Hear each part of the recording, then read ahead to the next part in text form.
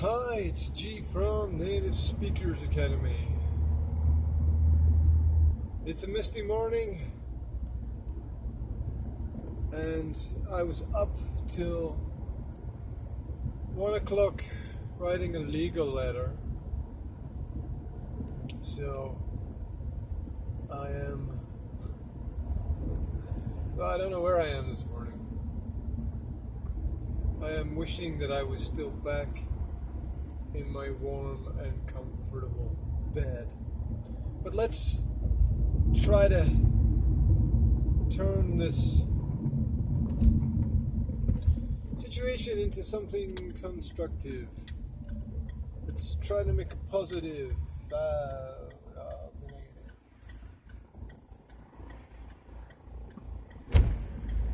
And get on track with everything. So I was thinking about Slovak schools and what makes them different, unique, special,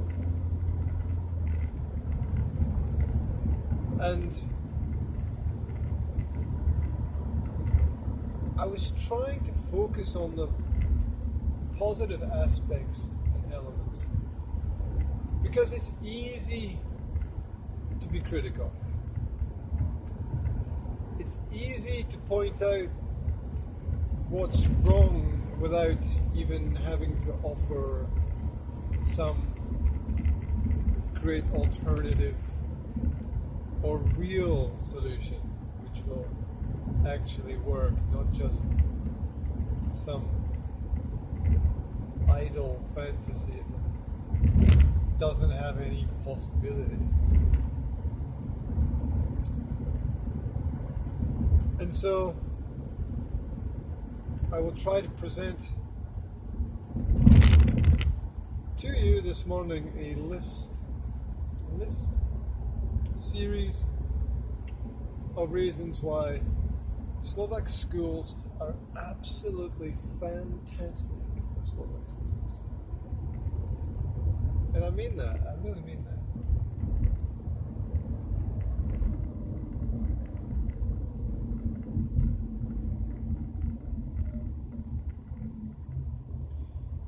So feel free to disagree, and here we go. First of all, oral exams. Slovak students have a lot of oral tests where they are asked questions by a teacher or a group of teachers or a panel of teachers, and they have to respond to those questions. This is great because oral skills are such a huge part of our life. It's the main form of communication. And this teaches and trains the students to organize their thoughts, to organize their ideas, to produce logical, coherent, verbal responses. which somehow seem to disappear from a lot of people later in life, but at least they get the right start. So they've got these oral exams. Sometimes they have to stand in front of the class and give presentations. They are called to the board to ask questions. And I think that oral exams are far more practical and far more useful than any kind of other exam, except for maybe the practical sort of chemistry and physics experiments. Oral exams are great. Says me who doesn't like exams, but I think you get the point that I'm making. If you're going to give exams, give oral exams.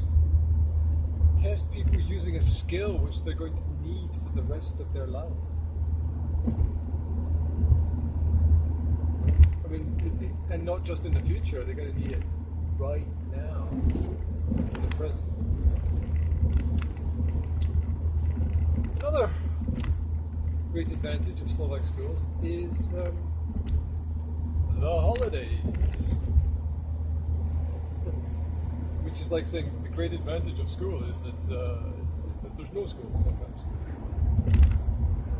We all need breaks, right? We all need breaks, we all need time off, we all need time to ourselves. And I was looking at my diary the other day, and I realized that Slovakia has almost twice as many national holidays as a country like Great Britain has, which gives students and teachers more time off. And not only national holidays, they have, in addition to that, directors' holidays, where if there's a special event or something happening locally, the director of the school can call a holiday on a Friday or a Monday. Or even if a national holiday falls on a weekend, the director can call an extra day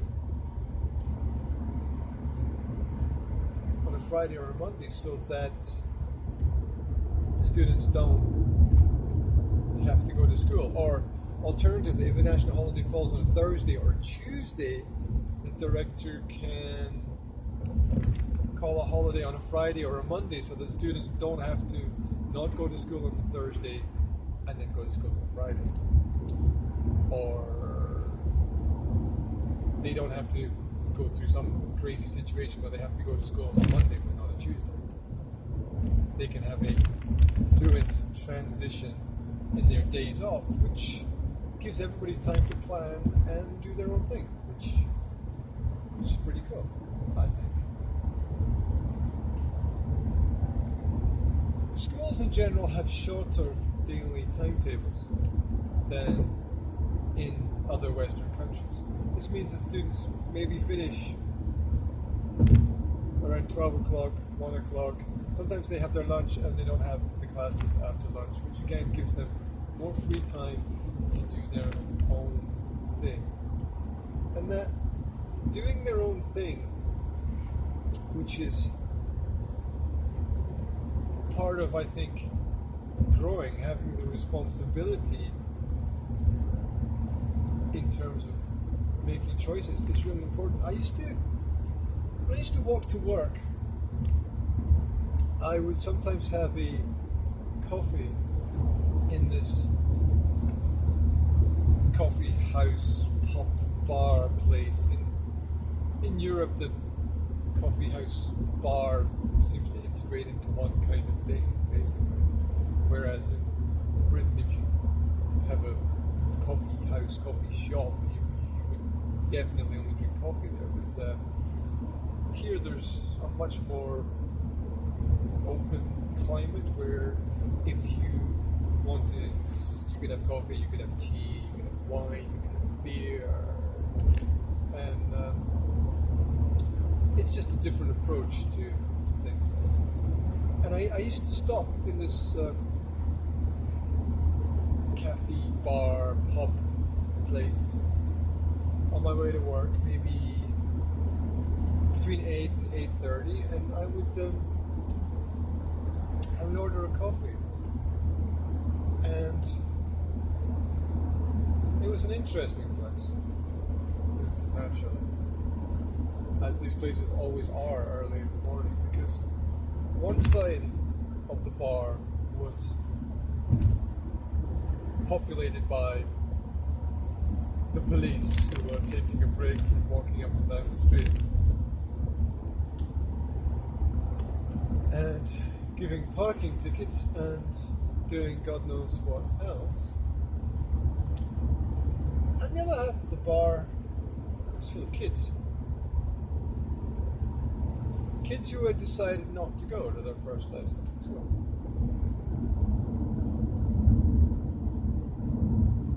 They had decided, they'd made the choice. I don't want to be there because I feel this place has no benefit. Or that place has no benefit for me. Some of them were drinking coffee, some of them were drinking tea, some of them were drinking beer. Were they underage? Yes, I think they were. Did this cause a problem for anybody? Absolutely not. And I think you have to integrate into this concept the idea of where these kids are coming from, the types of homes that they're escaping from to then go from one place they don't want to be to another place they don't want to be. And this served as a kind of transition. Oh yes, crazies at this moment. And this didn't hurt anyone at all. They knew the choice that they were making.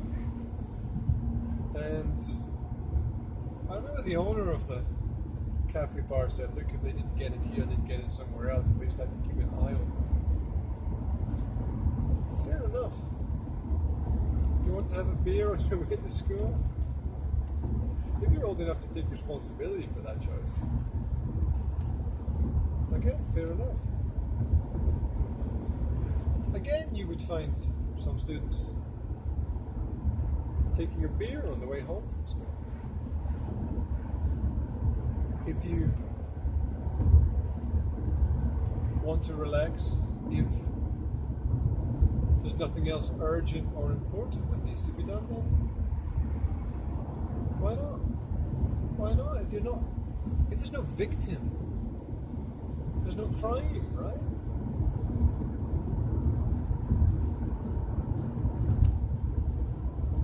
I don't know, it was just a thought that crossed my mind. It's a thought, I'm not sure. I just said I don't know, but I really feel that it's not that negative an issue. There are devolved responsibilities for planning, so each school, each teacher, each department, even though they have to follow a national curriculum, has space and time to integrate their own ideas. Yes, there are national exams. Yes, everyone needs to be prepared for them. But there's quite a lot of flexibility in how this can be done. And so if you are a good teacher, if you've got a good idea, you can follow it, you can see it through, you can do it, you can realize it. And this is part of trust. If there's no trust, you can't help anyone at all. The national managers of education have to trust the directors. The schools have to trust the teachers have to trust the students, and the students have to trust the teachers. Trust is key. If this trust is not there, then how are you going to do anything at all constructive? If you don't have trust, then you have to force people to do things, and force is failure. Force equals failure. Failure of an ability to logically explain why an idea is a good idea.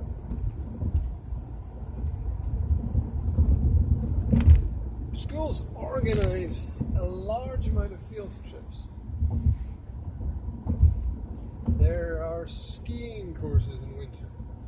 There are periods of time when the students go into the countryside and do what I would call team building based activities. They work together and they explore the land and landscape around about them. There are trips to museums, there are trips to other countries, there are cottage parties, there are events that the students have to plan, there are events that the students organize for other students, and so develop this idea of responsibility. Very often the older students organize events for the younger students. There's the welcoming events for the new students into schools. There's the school graduation ceremonies that the students have to plan. They have to organize a program of events for these things. They are given responsibility and trusted with doing these events in their own way, in their own style, which is not an easy thing to do, because getting a class of 20 or 30 individuals to agree on anything at all is an extremely complex process. I think very often the teacher couldn't do it, well, only through the authority that they have. And so devolving some of these responsibilities to the students gives them an opportunity for learning and growth that is fundamental in the education process.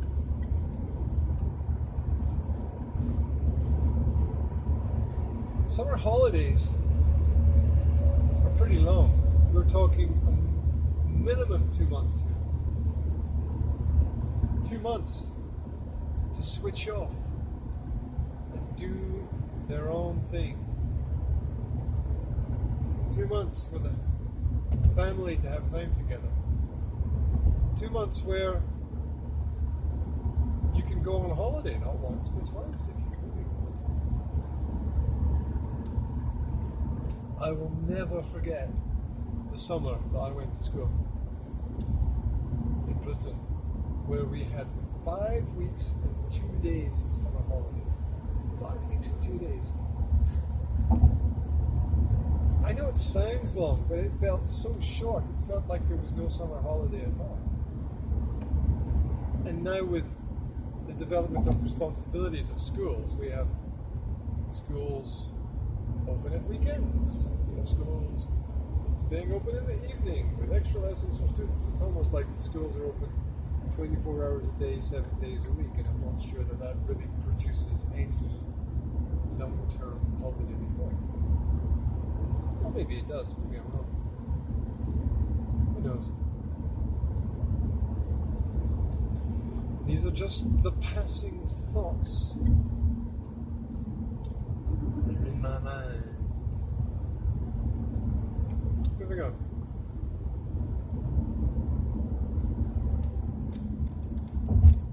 There's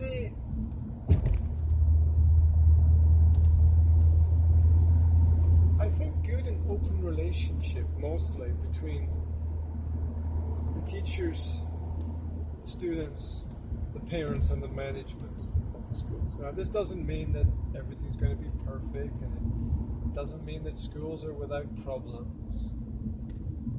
It doesn't mean that there aren't bad teachers giving boring lessons to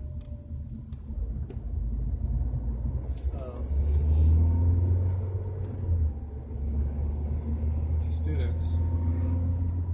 But there are open channels of communication so that parents, if they do want information, they can go to the school. It's no problem to take your kid out of school for a couple of days. You want to give your kid a special project to do, you want the kid to spend time with family, you want the kid to help with something. It's no problem to go into the school and say, look, I'm sorry, I'm taking my kid out for a couple of days.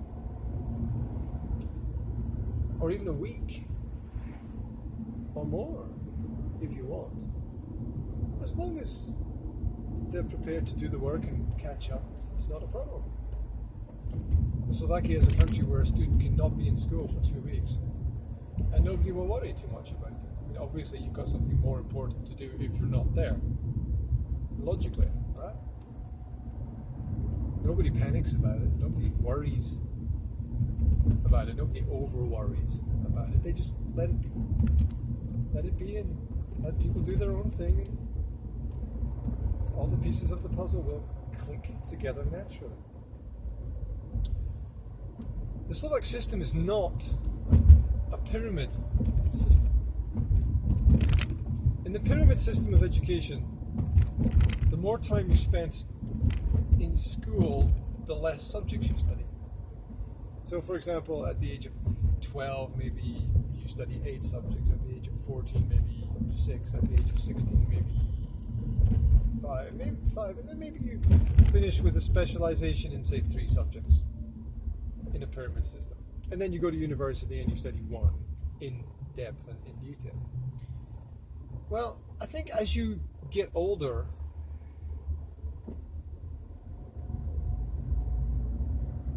that you should grow something like a tree. You should branch out, understanding the connections between everything that is happening in all the different areas of life. Everything is connected to everything. Said by Leonardo da Vinci and probably a million other people. And so, as you get older, there should be a branching out of knowledge and understanding. There should be an opportunity to connect different ideas, different themes, different topics, different subjects together, so that you can see how the world works. Not just a narrow compartmentalization. And there's a broad range of subjects that the students are tested in when they are around 18 years of age, which is a pretty good way to leave the education system at that point in time, with a broad range of knowledge in a broad range of subjects that we can apply in our lives. And it's good, it's practical, it's useful. Slovakia also has very, very specialized schools. Now, it has general schools as well, it has religious schools, but it has very specialized schools as well. And you can argue about the pros and cons and the positives and the negatives, but the negative side is that children are streamlined very young into certain directions. But the positive side is it does provide people with a good range of skills that society needs. There are business schools, there are language schools, there are technical schools, there are sports schools, there are hotel schools, there are tourism schools, there are music schools. And then, as I said, there are general schools. And I think this, did I say technical schools? I did say technical schools. And this provides what society needs. People with skills in practical areas. Not just theoretical areas. Which is great if you want to sit in university for the rest of your life, but it's not going to help you with fixing your water or your electricity or trying to understand why your car won't start. So all these things are practical and useful. And so if you put all of these ideas together, what you get is a pretty comprehensive and interesting system. You've got the oral exams, you've got the extra holidays, you've got the shorter daily timetables, you've got devolved responsibilities for planning, you've got field trips, you've got long summer breaks, you've got system for parents to access the schools and an open relationship of communication between the different groups. You've got the specialized schools, forestry schools. I mean, there's a huge amount of positives there. As a friend of mine who lived in London once said, some people don't know they're born. You don't know how lucky you are to have these systems. You don't know you're born. Enjoy it while you've got it before it changes. and you lose it. Let me know what you think.